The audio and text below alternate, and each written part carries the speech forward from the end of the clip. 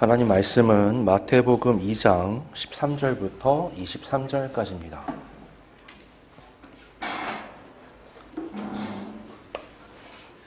마태복음 2장 13절부터 23절까지입니다.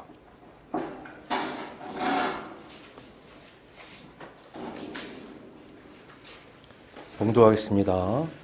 그들이 떠난 후에 주의 사자가 요셉에게 현몽하여 이르되 헤롯이 아기를 찾아 죽이려 하니 일어나 아기와 그의 어머니를 데리고 애굽으로 피하여 내가 내게 이르기까지 거기 있으라 하시니 요셉이 일어나서 밤에 아기와 그의 어머니를 데리고 애굽으로 떠나가 헤롯이 죽기까지 거기 있었으니 이는 주께서 선지자를 통하여 말씀하신 바 애굽으로부터 내 아들을 불렀다 함을 이루려 하심이라. 이에 헤롯이 박사들에게 속은 줄 알고 심히 노하여 사람을 보내어 베들레헴과 그 모든 지경 안에 있는 산의 아이를 박사들에게 자세히 알아본 그때를 기준하여 2살부터 그 아래로 다 죽이니 이에 선지자 예레미야를 통하여 말씀하신 바 라마에서 슬퍼하며 크게 통곡하는 소리가 들리니 라헬이 그 자식을 위하여 애곡하는 것이라. 그가 자식이 없으므로 위로받기를 거절하였도다 함이 이루어졌느니라. 헤롯이 죽은 후에 주의 사자가 애굽에서 요셉에게 현몽하여 이르되 일어나 아기와 그의 어머니를 데리고 이스라엘 땅으로 가라. 아기의 목숨을 찾던 자들이 죽었느니라 하시니 요셉이 일어나 아기와 그의 어머니를 데리고 이스라엘 땅으로 들어가니라. 그러나 아켈라오가 그의 아버지 헤롯을 이어 유대의 임금됨을 듣고 거기로 가기를 무서워하더니 꿈에 지시하심을 받아 갈릴리 지방으로 떠나가 나사렛이란 동네에 가서 사니 이는 선지자로 하신 말씀에 나사렛 사람이라 칭하리라 하심을 이루려 함이로라. 아멘.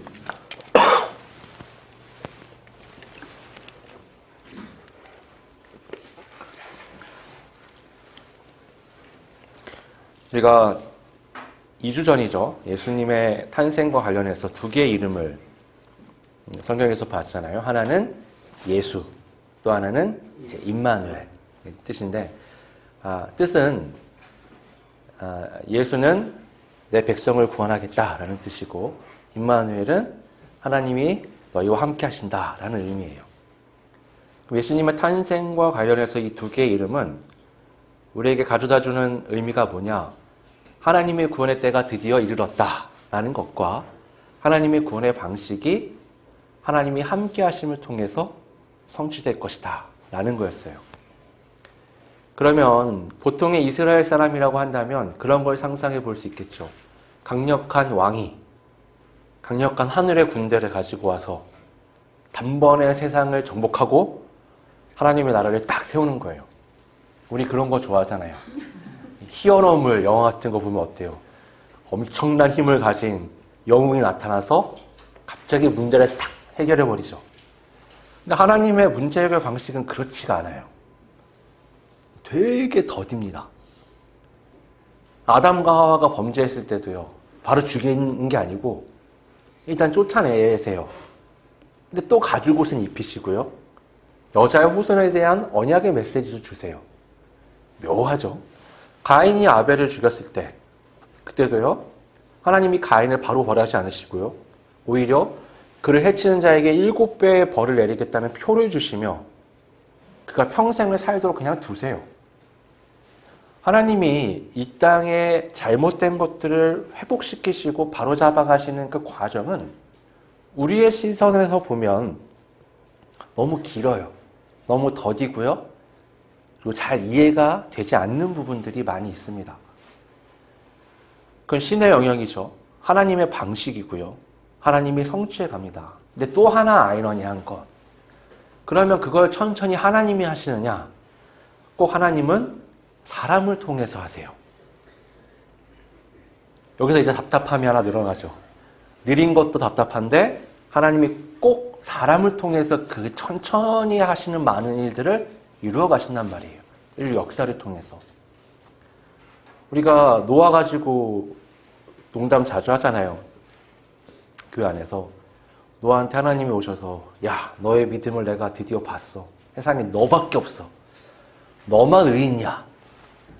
그래서 지금부터 100년 넘게 방주를 지어야 돼.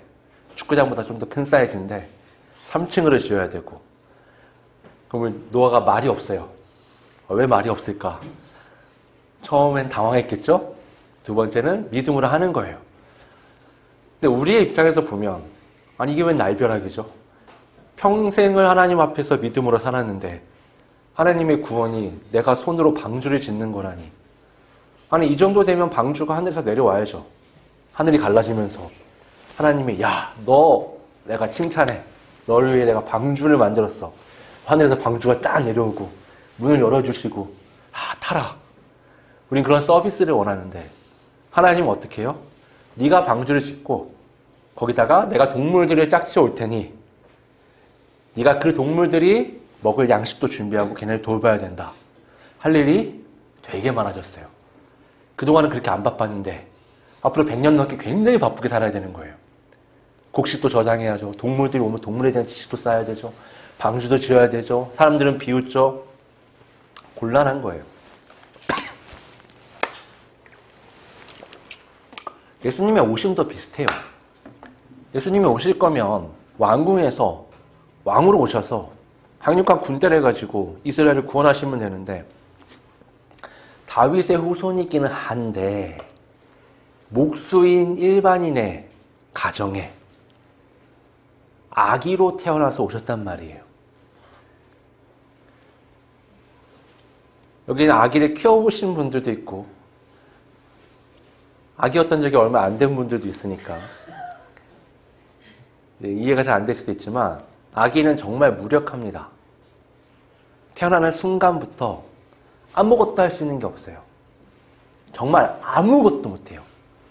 동물들은요, 사슴 같은 건 태어나면 바로 뛰어요. 기린도 바로 뛰고. 정말 신기하게 사람만 걷는 데까지 한참이 걸립니다. 정말 무력해요. 예수님의 탄생 소식에 헤롯 대왕이 목에 현상금을 걸었어요. 그리고 오늘 본문의 말씀처럼 실제로 이 동방 박사들한테 속은 걸 알고는 그 얘기를 들었던 때로 해가지고 계산해서 2년 안에 그 지역 일대에 있는 산의 아이들을 다 죽입니다. 헤롯 대왕은 굉장히 잔인한 사람이에요. 그 사람이 얼마나 잔인하냐면 권력을 위해서는 자기 아내, 자기 아들 아무렇지 않게 죽일 사람. 얼마나 비인간적이냐면 자기 장래가 다가오니까 임종이죠. 죽는 순간이 됐는데 아무도 슬퍼하지 않는 거예요. 백성들이 울지 않아요. 이거 체면이 안 서죠. 그러니까 어떻게 하느냐.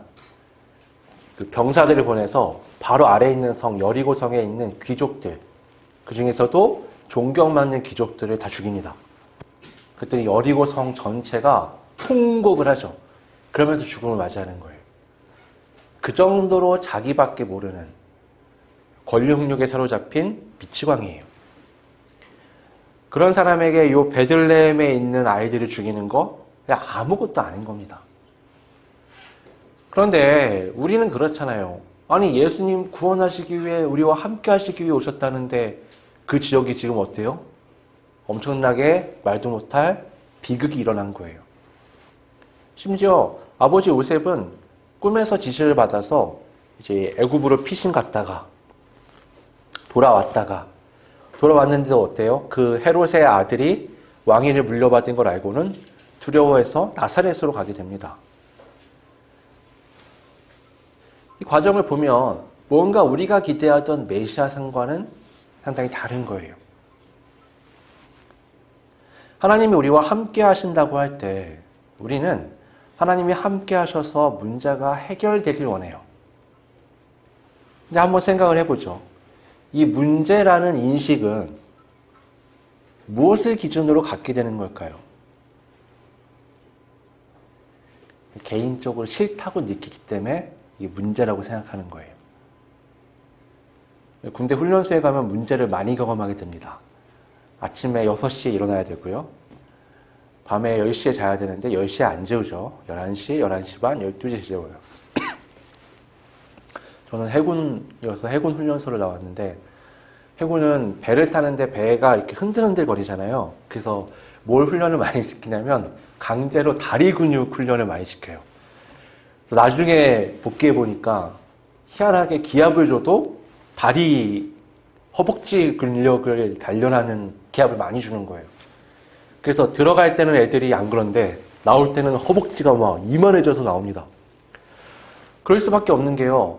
밥 먹는 시간 빼고는 잠잘 때까지 못 앉아요. 하루 종일 서 있어야 되거든요. 다리가 튼튼해지겠죠. 거기다 더하기 다리 훈련을 그렇게 많이 하고 기압을 줘도 꼭 다리 훈련만. 앉아돌기 같은 거, 오리걸음 같은 거. 다리가 정말 땅땅해집니다. 문제죠. 원하지 않는 일들이 거기 있어요. 교관들이 보기엔 어때요? 이건 문제가 아니죠. 이거 해야 군인이 되는 거예요. 이거 해야 배 타러 갈 수 있는 거예요. 이거 해야 배를 타고 자기 임무를 수행할 수 있는 거죠.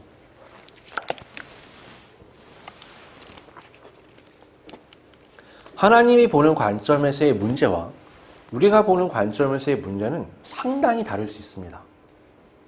그럼 하나님의 구원 방식을 보면 우리가 명확하게 알 수 있는데요. 오늘 본문 말씀에서 반복되는 세 가지 말씀이 뭐냐? 하나님의 말씀이 성취되었다는 거예요. 구약에 있었던 여러 하나님의 말씀이 드디어 이 비극과 고난의 과정을 통과해서 성취되었다는 겁니다. 바꿔 말하면 뭐냐? 하나님의 계획은 조금의 틀림이 없이 진행되고 있다는 거예요. 그런데 사람의 입장에서 뭐예요? 뭔가 잘못된 것처럼 느껴진단 말이에요. 아이들이 굉장히 많이 죽고 애굽으로 도망갔다가 다시 돌아오고 걱정과 불안에 계속 떨어야 하는 상황들. 요셉은 우리 그리스도인의 모습을 잘 보여줍니다. 요셉은 자기는 아무것도 한 게 없는데 주님이 지금 오셨잖아요. 근데 아기 예수로 오신 거예요. 근데 이때부터 노아 마냥 이 사람도 삶에 큰 고난이 생깁니다.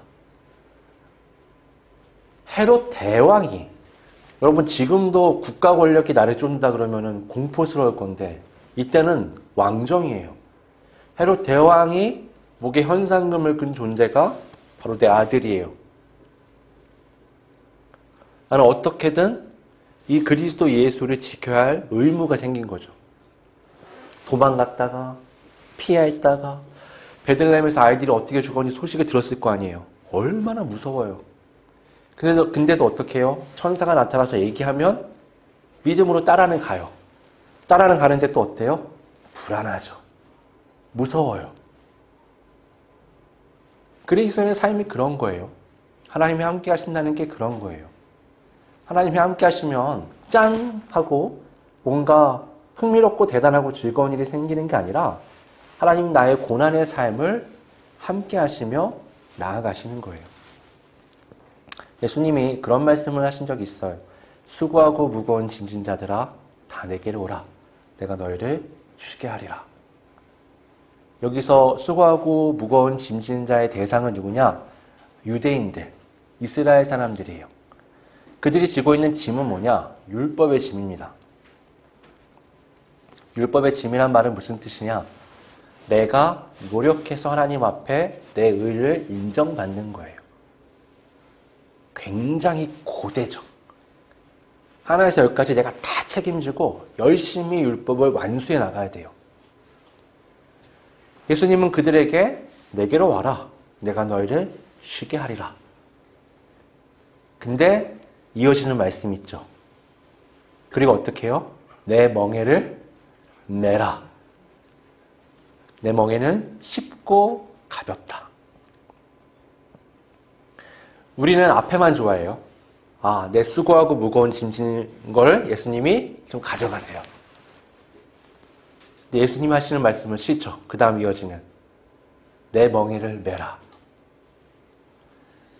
이 말씀은 사람이 죄송합니다. 자기의 힘으로 살아가던가 주님의 인도하심으로 살아가던가 둘 중에 하나만 할 수 있다는 거예요.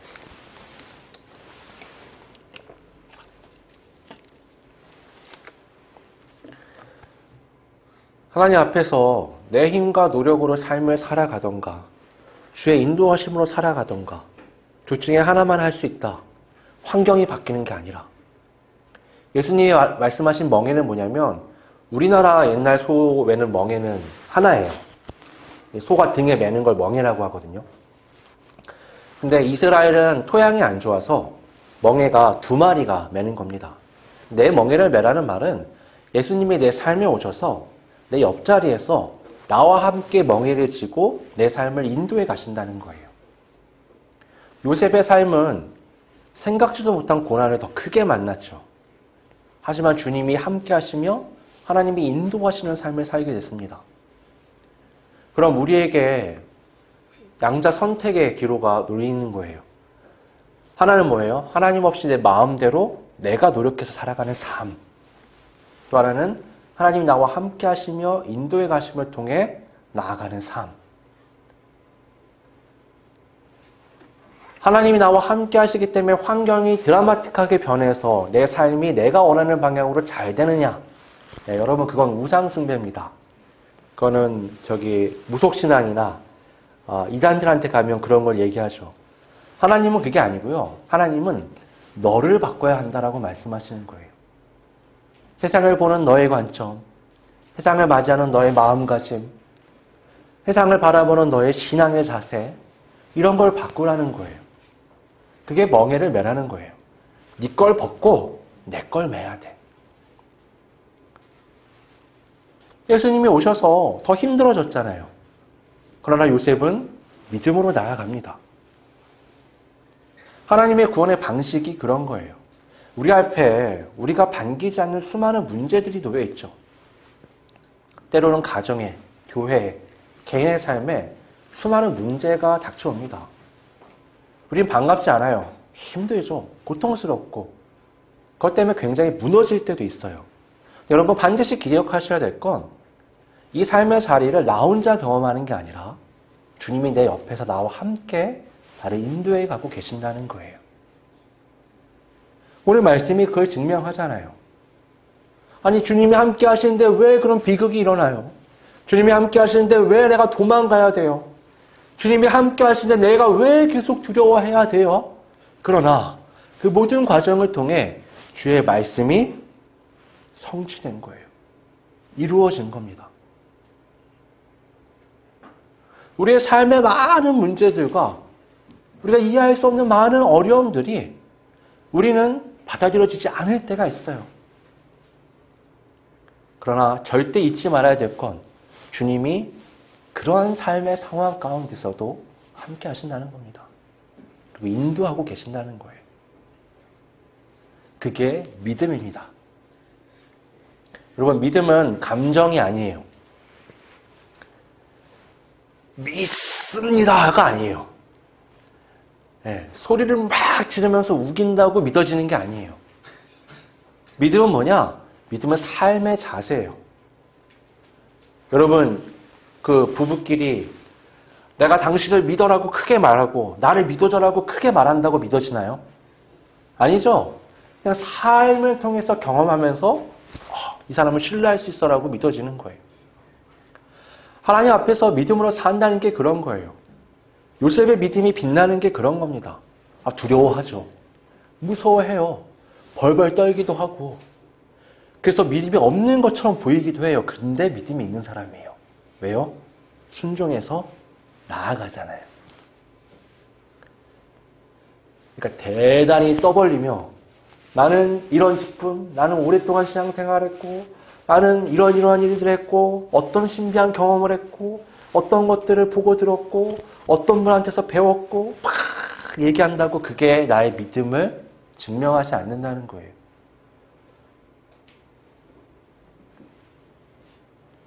우리의 믿음이 증명될 수 있는 유일한 방법은 하나예요. 삶을 통해서 하나님 앞에 보여지는 겁니다. 그 삶은 뭐냐? 환경, 사람, 관계 모든 걸 초월해서 하나님에 대한 분명한 신뢰를 갖고 삶을 살아가는 거예요. 그게 믿음의 삶입니다. 그래서 야고보가 얘기하잖아요. 네가 믿음이 있냐? 나도 믿음이 있다. 나는 나의 행함으로 나의 믿음을 보이겠다. 너는 뭘로 네 믿음을 보일 거냐? 믿음은 삶을 통해서, 내가 살아가는 삶의 방식을 통해서 증명되는 겁니다. 겉으로 나타나는 많은 걸 가지고 증명하는 게 아니에요. 여러분, 그런 거에 현혹되시면 안 돼요. 간증을 들어보면 그런 얘기 많이 하죠. 하나님이 나와 함께 하셔서 버스가 내리막을 가다가 사고가 났는데 다 죽고 나만 살았어요. 그럼 막 간증을 해요. 하나님이 나를 살려주셨다. 그럼 나머지 사람은 하나님이 죽이신 거예요. 하나님 앞에 내가 헌금을 이렇게 했더니 하나님이 나중에 이렇게 많은 경제적인 복을 주셨다. 하나님이 투자 대상이에요. 그럼 나머지 경제적으로 부하지 않은 사람들은 복을 못 받아서 그런 거예요. 그런 게 아니에요, 여러분. 신앙은 그런 게 아닙니다. 신앙은 그럼에도 불구하고 사드락, 메삭, 아벳느고처럼 그리 아니하실지라도 우리는 하나님에 대한 믿음을 잃지 않을 거다라고 말하는 거예요. 주님이, 하나님이 나에게 십자가의 길을 걸어가라고 하신다고 해도 결국에 내 원이 아니라 아버지의 원대로 되기를 기도하는 겁니다. 그게 믿음의 삶이에요. 오늘 본문의 말씀이 우리에게 얘기하는 게 바로 그겁니다. 예수님은요, 이런 세상에 오셨어요. 이런 우리의 삶. 얼마나 비극적이에요. 얼마나 두렵고, 얼마나 많은 문제투성이에요. 근데 주님이 함께 하세요. 우리의 희망은 밖에 있는 게 아니고요. 나와 멍에를 함께 지시고 나를 인도해 가시는 주님께 있는 거예요. 그래서 우리는 흔들리지 않을 수 있어요. 그래서 앞으로 나아갈 수 있어요. 그러니까 힘든 일이 있을 때, 막막할 때, 낙심될 때 눈을 들어야 되는 겁니다. 주님께서 나와 함께 하고 계신다. 거기에 초점을 두고 하나님께 기도하며 나아가는 거예요. 견뎌야 된다. 견뎌야죠. 이겨야 된다. 이겨야죠. 감당해야 된다. 감당해야죠. 그거 해야 하나님의 인도하심의 과정을 통과해 나갈 수 있는 거예요. 환경을 내 뜻대로 바꾸는 게 아니라 환경을 주님의 뜻대로 극복해 나가는 우리 모두가 되기를 바랍니다. 기도하겠습니다. 아버지 하나님, 이해할 수 없는 삶의 상황들 속에서 요셉은 당황하고 두렵고 때로는 공포에 떨기도 했지만 그래도 주의 말씀을 신뢰하며 믿음으로 순종하는 삶을 살았습니다.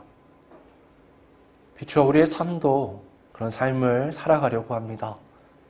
우리 앞에 펼쳐져 있는 수많은 어려움과 문제들을 보는 것이 아니라 지금 그 상황 속에서도 나와 함께 하시며 내 곁에서 나를 인도해 가시는 주님의 그 사랑과 은혜, 함께 하심을 신뢰하며 믿음으로 살아갈 수 있도록 이끌어 주시옵소서. 거룩하신 예수님의 이름으로 기도드립니다. 아멘.